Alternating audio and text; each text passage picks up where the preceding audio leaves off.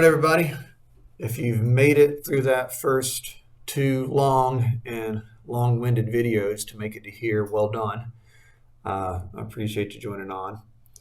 What we're going to talk about here is how to use somebody else's work to combine with your own work to create very nice designs very rapidly. There's online databases just about all over that have people who have already done really amazing work, and they've basically put it out there for people to borrow and share off of. It truly is like a digital, hardware store, honestly, if you think about it like that. You name it, you can look it up pretty much. But especially in the younger grades, they're not going to be able to do some of these advanced things. So it's all right for them to borrow somebody else's and then modify it to make it their own. The idea here is that you don't just say, hey, student, open up this person's part and just 3D print that off. To me, that's just the same as downloading a Google document and hitting print on the printer.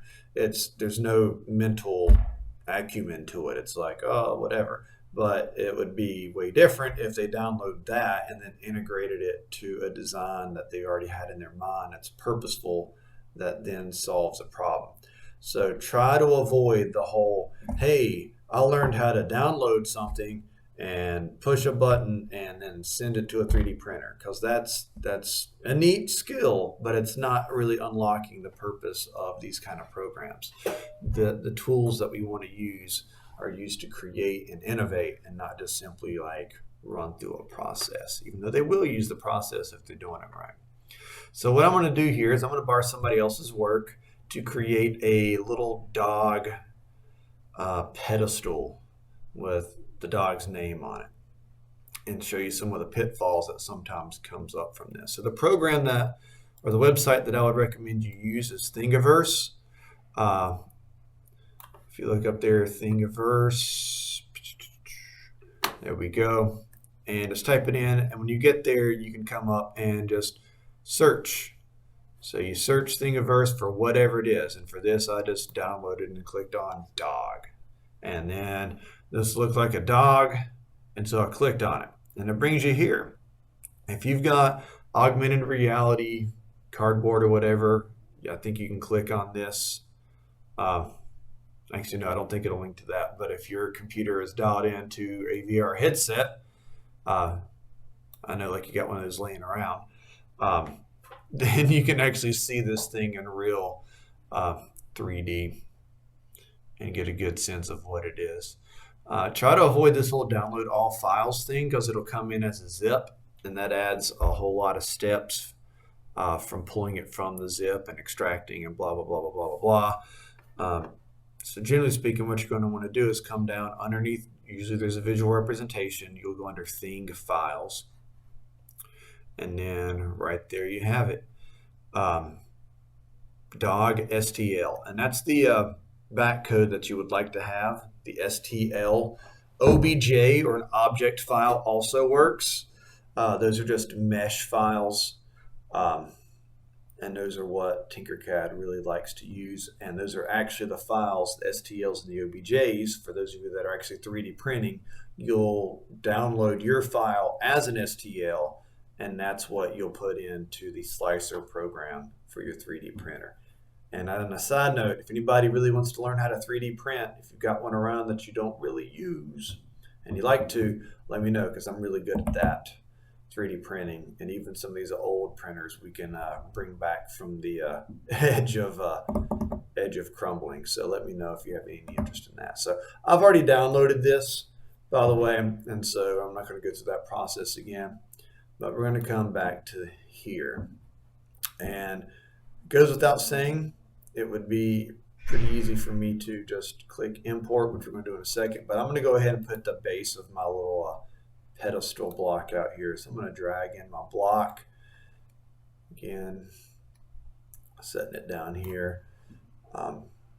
We're just going to start with that basic thing. And you can actually come up here. Students can change the color, but it's just a representation. Sometimes people have you're going to 3D print it. Some people are like, oh man, I want to 3D print it in purple. And they think that if they change it here to purple, that it's going to be purple on the 3D printer, which is obviously not related because it's going to print whatever color's in the printer. But they can play around with color on that. So there's the base of my pedestal. And so now I'm going to import that puppy dog. So I'm going to choose a file, dog STL, and then open. And I'll show you some of the pitfalls that happen on this sometimes. So all the measurements are in millimeters. So 4,992.26 millimeters is quite large. And we'll definitely not build on this representation of a build plate, which is about yay big, the basic size of most 3D printer build plates. And so we've got a size issue. For scaling, just mess around with it. I've already messed around with this beforehand. You just want it big enough to where it'll actually like pull it in. So I'm going with a 5% scale, and now it's still pretty big. That's 250, so yeah, that's going to be still about 12, 13 inches. So it's still going to be coming in pretty large. No, not 12, 11. So I'm just going to go ahead and click import. And I think in theory that's I always forget how big they make that build plate. So it's a big file, you can tell, because it's churning a little bit, so it'll take it a second. And when it drops in, you'll get a sense of how big that is. And that's a big dog. So I'm going to zoom in, zoom out. And if you do plan on 3D printing, just to let you know, that's about a 3-day print. So you might want to say, okay, let's not really build something that big. You can scale this down just like anything. So I'm going to grab my corner and I'm going to scale them down skinny, which is hilarious. And then I'm going to grab my top and pull it down to where it looks kind of dog-sized. For this, let's not overthink this too much. So I'm going to spin it around to 90 degrees. Now, if I look here, I'm going to bring my ruler in. If we kind of catch it on the corner here, so I can get a sense. That's 20 tall. I want to bring this one up 20 as well. Actually, if you were going to print this, you wouldn't want it at 20 because that stops right when that starts, and so like it might not bind. I would make them overlap a little bit, even though in this case it might lop off a little bit of his foot. You don't want a kid to be like, I'm taking this precious thing home to my dog and showing off my parents, and like it prints and it falls into two pieces. So you do want to make sure that binds a little bit. So 19. And so if I look at it from the end, you'll see that there is going to be a little overlap. So I'm going to click and then drag old puppy dog over the pedestal. Now again, you can go and eyeball things, but I'm going to hit shift and then click on the pedestal, and I am going to align it so that it is centered up. Yeah, that's pretty close. And so I clicked on that, and you could actually bring it forward or to the back, or you can just eyeball it, or if you want to, you can actually use this measurement in order to place it exactly where you want it to go. All up to you. So let's get back to this. Let's come over here. Where is it? Text. We haven't used the text tool yet. So you drag in text, just drop it wherever. All the same things are true there. You can make it bigger, smaller, sideways. Over here on the right is what it's actually going to say. So the name of my dog is Dog E. And you can change just a few fonts. There's not a whole lot going on here. And you can change the height over here. You can actually bevel the edges a little bit or thicken them up. And then let's go ahead and drag Doggy over here. Now you can see it's going to be tall enough. And this is an addition. This is actually adding this to that. So if I joined this as it is, it would be a platform, and then Doggy would print up above it.